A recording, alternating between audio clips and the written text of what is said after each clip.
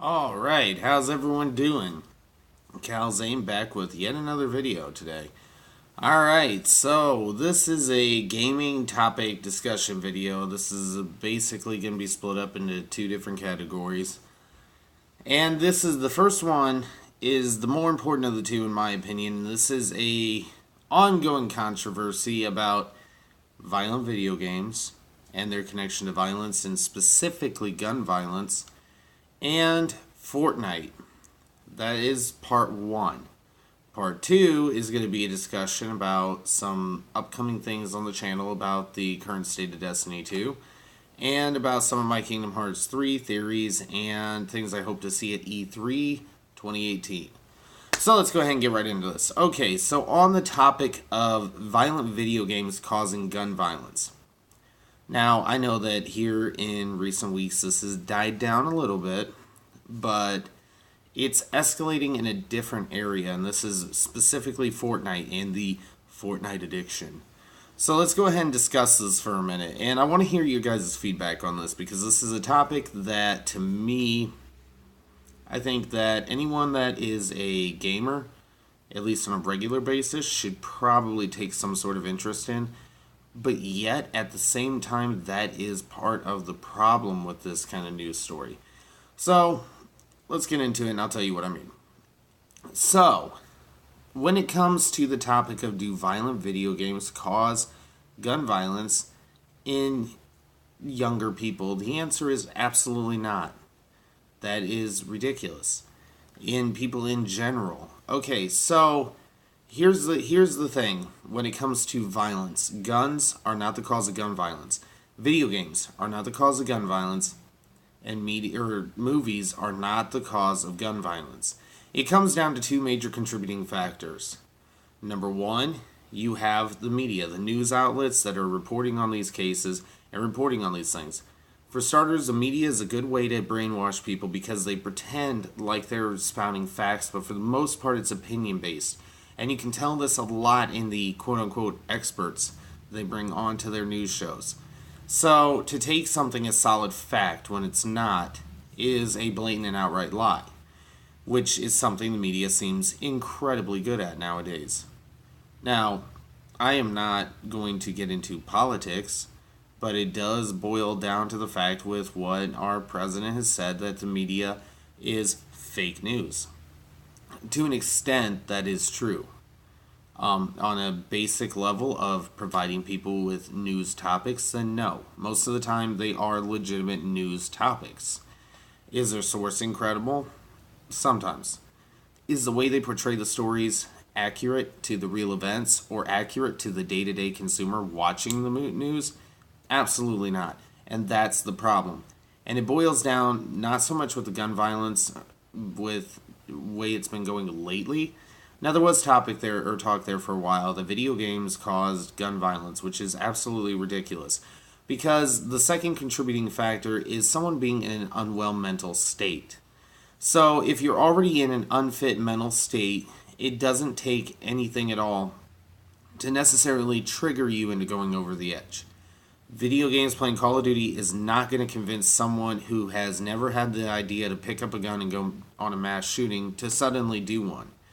But someone who has already had the thought of committing a mass shooting is going to do it because they already had the thought in place. Now, they may have been playing Call of Duty heavy at the time, and maybe that was a motivational push in that direction for something they already had going on inside their head. So to say that Call of Duty was the cause of that shooting is absolutely inaccurate. It's not. The cause of the shooting was someone's messed up mental state. And to say that these people are necessarily evil is also an outright lie, because for the most part, people who are in that kind of mindset are very sick people to begin with. They need help. And this is something that I don't think we offer enough of in this country, is help towards the mentally ill. Allowing them to, for starters, what should be done is better screening and background checks for guns, which is something that has been in the progress and something that has been moving forward. So that is a step in the right direction. Taking violent video games away from people absolutely will not change that one bit. Taking guns away from people absolutely will not change that one bit. If someone wants to go on a shooting, they will find a way to get a gun. They will find a way to get an ammo clip. They will find a way to get attachments for those guns. So the guns are not the core problem. The video games are not the core problem. And the movies absolutely are not the core problem. Neither is music or any other kind of media outlet, except for when you have the news basically making it sound like and telling people constantly that any kind of day-to-day interaction they have with any kind of media, when it comes to videos they watch on their phone, how much they interact with their smart devices, how many hours a week they spend playing video games, how much TV they watch, what kind of TV they watch, what kind of video games they watch or play. When you have the news hitting these topics all the time, saying these are the cause of gun violence, these are the cause of gun violence, this is what's causing gun violence, that is to the definition brainwashing, because you are telling someone a different way of thinking and stating it to them as fact and pushing them to make a radical change in their decision-making process to suit your personal agenda or your personal opinion, which is far from unbiased newscasting. So that is wrong. And what it's doing is it's causing a lot of people to go out there and think that, hey, video games are causing gun violence, so this kid that plays Call of Duty all day long, he's a potential threat. Even though if he did a background check, he may not have any kind of mental illness at all. He may not have any kind of mental issues. He may be completely stable. But he's going to be having a stereotype labeled on him because of what he does in his free time, which is not illegal and it is not a contributing factor to gun violence. Yet the media will have you convinced that it is, because it suits their own personal opinion and some of their own personal interests. Now, if game companies were lining politicians' pockets the same way that oil companies do, or gun manufacturers do, or any other kind of big industry, then the argument wouldn't even be there, because politicians are going to side where their money's at, not where their what's the word I'm looking for? Not where their I'm having a hard time with this one. Sorry, guys. I'm very tired. I woke up very early to go get a God of War this morning. But they're not going to vote where their voters are at. They're not going to vote where necessarily their own personal opinions at. They're going to vote where their money's at, because their money is what is lining their pockets, what is keeping their lifestyle, their way of living the way it is. So that is what politicians are going to side with. So, and that's not to say all politicians are the same, but 9 out of 10, they're going to side where the money's at. And if the money's not coming in from Activision or Bungie or, Blizzard or any of these big gaming companies, then they're not going to side with them. And of course they're going to pawn the blame off on video games and the game industry, because it's an easy scapegoat, because it's so popular nowadays, because so many people play these games. And we've seen a big rise in this issue of the media manipulating people's view on games and making a problem where there isn't one, with one game in particular here lately, Fortnite. Now, the media would have you believe that everyone that plays Fortnite is absolutely mindlessly addicted, that they can't think, they can't sleep, they can't eat, they can't go to school, they can't go to work, because it's just on their mind, keeping them up at night, slacking on their family responsibilities, slacking on their schoolwork, slacking on all these things, and that is just simply probably not the case. There are obviously probably people out there that are to that extreme, but there are people to that extreme with everything. You have your extreme Republicans, you have your extreme liberals, you have religious extremists, you have social extremists, you have people that are so extremely against anything extreme that they're extreme to a level of being against everything. So you have extremists in every single kind of community out there. It is just a simple fact. But the people that are playing Fortnite for 40, 50, 60, 70, 80 hours a week are probably much lower than they would make you believe they are. And as for kids, I don't think it's actually as mind-numbingly addicting as people tend to make it out to be. I don't think that kids are really not paying attention in school just to play Fortnite on their phone. They're not skipping their homework. And if they are, that's something that's a problem they've already had. And that boils down to, it's not the video game, it's the parents. If you're letting your child play that many hours of video games, or give them a phone that is capable of playing those without any kind of monitoring, without any kind of restrictions, and without any kind of punishment for those kind of things, then you're enabling the problem.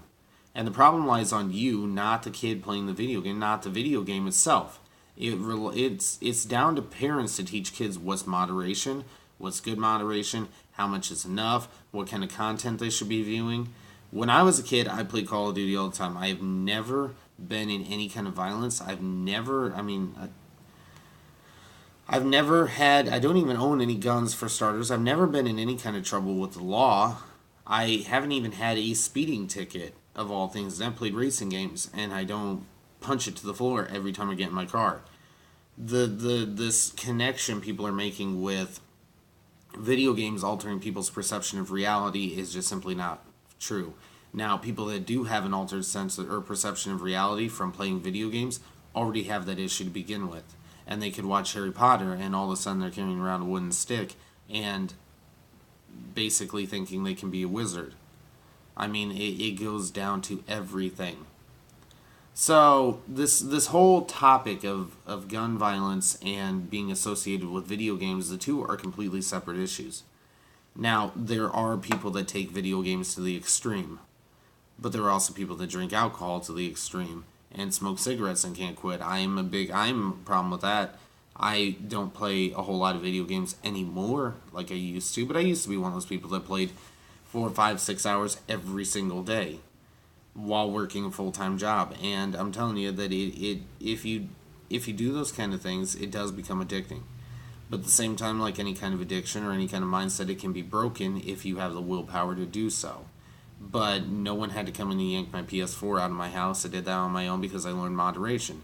Why? Because I had someone help guiding me. That's how it should be. So Fortnite is not a problem. Parents are a problem when it comes to that. Call of Duty is not a problem. Parents and school faculty are a problem. Law enforcement that refuses to help people in need, that is a problem.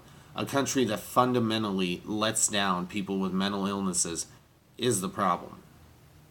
So I really wanted to address this, and I wanted to make a well thought out video on this because I think that it is an important topic and it is an important discussion piece because it not only hits the video game aspect of it, but the core problem causing gun violence to begin with. And if we can solve the problems causing gun violence, we can eliminate some of the gun violence. Now, is it realistic that there will never be a mass shooting? Absolutely not. We live in a country where firearms are readily accessible, and they have been for quite some time. So to completely eliminate any kind of mass shooting is not very likely. But can we reduce it to a point where it's not a daily or weekly or monthly occurrence? Absolutely. But it begins with helping people who are mentally unfit and making sure that we find those people and make sure they get the medical attention they need and not point the finger at video games or at movies, and don't let yourself be bought into that. The more you support that, the worse the problem gets because you're not addressing the real problem behind it. So every single person that buys into those news stories as saying that video games cause gun violence, you are just as much a contributing factor to the gun violence that is happening as the politicians that refuse to make the laws that will allow people who are in need of mental help to get that treatment that they need. So, in a way, the people that are, I won't say the victims of this, but the people that are watching these news stories and not getting their opinions out on social media or to their politicians or representatives, you are just as much a problem as the people that refuse to change the laws and change the way things are done in this country. This all begins with one big step towards making mental health a priority in this country. So I really wanted to address this for you guys. So let me know your thoughts down in the comment section below. Do you agree? Do you disagree? It's not going to change my opinion, but I do like to hear what you guys have to say because I think this is a discussion that needs to happen because it is an important one. A vitally important one. Not just to people's safety for risk of people going on mass shootings, but for the shooters to begin with who are mentally unstable and need serious mental help. Thank you for listening to all that. Now, if that's the part of the video you guys wanted to hear, then go ahead and click off this. For anyone else that's going to stick with the channel long term, I do have some things I would like to talk about here with what's going to be going on the channel. Okay, so with E3 coming up in just a couple months, I want to talk about some games that I would like to see either announced, games we've had leaked information about, and games that we already know pretty much are going to be showcased at E3, and what I expect to see, and what I would like to see, and what I think of the games that are going to be coming up this year. Two big things I really want to talk about on this channel are I want to talk about Kingdom Hearts 3. I've got some theories for the storyline for Kingdom Hearts 3, as well as just some other general Kingdom Hearts information that I would like to pass along to you guys, or thoughts or things like that, and things I think I would like to see in Kingdom Hearts 3. And then the big one of the other big ones is I want to talk about the issues going on with Bungie and Destiny 2, and some big changes I think can be made to the game in order to really improve it. So I'm going to start a series called Bungie Concepts, and these videos are going to be geared directly to the Destiny 2 community, as well as Bungie directly in things that from a fan standpoint I think would definitely make the game a lot better. Now, are these going to be ideal changes for Bungie or cost-effective ones? Probably not. But no big shift is going to be done cheaply, or at least not if they want to bring back the player base. So that is a big thing. Bringing back the core player base is going to save or destroy Destiny 2, depending on whether they do it or not. So this series is going to be discussing things like weapon balancing, time to kill, but even more so I want to discuss lore and storytelling and cinematic approach to storytelling and a cinematic approach to world building, because more interactive worlds would definitely make the game a lot better. And I'm not talking about I'm talking a vast array of different type of enemy types, not just enemies shooting at you. Sorry about that. Not just aliens and not just your combat enemies, but having genuine wildlife, having foliage, having different terrains. And that doesn't mean just hills, but like jungles and forests and things where you have foliage and thick and just get that suspense. Better lighting, better. Some of these things are things that they could really double down on and really make the experience for Destiny 2 one to stand out among the crowd of any kind of shooter in that genre. So those are the kind of things I want to bring up in those videos. As well, a buddy of mine, or me and a buddy of mine, are working on putting together a podcast. Now, the name is still up in the air, but what we've been discussing is Brutally Honest Gaming. Now, I'm going to do a separate podcast type video called Brutally Honest Tech. Now, here's the reason why I'm going with Brutally Honest, at least for the tech, and why we're considering Brutally Honest for the game part of it. And it's because too many times with people with an online voice, they tend to just agree with companies whether they agree with them or not. They do it in their videos because they want to maintain support and they want to maintain views. Now, not that I don't care about support and views, but companies don't benefit from someone simply kissing their ass for the sake of their own channel.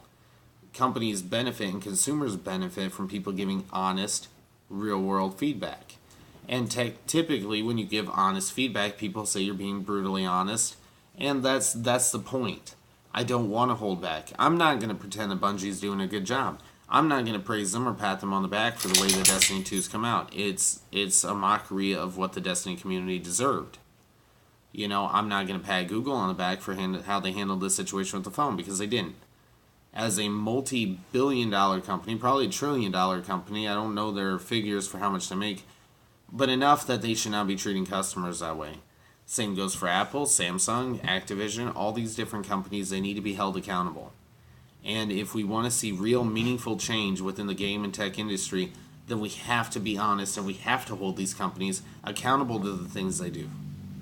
So that's what we're going to be doing with that. On the side, I would like to be doing some gameplay videos. I do have some God of War videos I would like to get up here soon, as well as many other games, and I would like to do a little bit of gameplay, but mostly we're going to stick to that stuff. And if everything is going really well, I have some personal game concepts that I think would be really great to get out there. I've got to look into a way to properly protect those ideas, because I would like to be able to work on a project, but I would like to get the focus out there, get the names out there, the ideas out there, so maybe big AAA companies or even indie developers that have the means to make these games happen could make some of these games a reality, because I have some really great ideas for things that I think the game industry would really benefit from, and some things that are definitely different from what's out there, and give people a little bit more variety in what they have to pick from. So, if you stuck with me all the way to the end, You are awesome, and you are my hero of the day because I know that this was a very long video. And I appreciate every single one of you that supports any of my videos, and I'm sorry I haven't been doing videos in quite some time. I've had, obviously, some issues with recording options or editing. Like I've said, I've had a hard time trying to find a good video editor for my phone, and since here's where the problem is. I have a very mediocre laptop. I have no kind of other devices to record on and to do editing on, so I do it all on my phone, and I do not have the financial income to just go out and be able to get, say, an iPad or a decent laptop or a decent desktop. It's just not within my situation. So I do the best I can with what I have, and I think I get fairly decent production quality from just doing it on my phone. At least I did when I had my iPhone. Now I'm having a little bit more trouble with this phone, but I think that I'm getting some of that stuff worked out. So if the videos look a little bit different and stuff going forward, it's because I'm trying some new things, and I really appreciate everyone that sticks with me and supports me through all this, because you guys are the reason why this channel is still going. Alright guys, until next time, I will catch you all later, and I will see you in the next one.